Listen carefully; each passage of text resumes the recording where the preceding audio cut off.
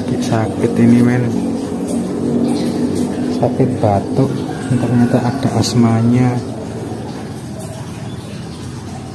Sakit di dokter Aminah, dokternya di waktu kecil dulu, sekarang sudah beda tempatnya.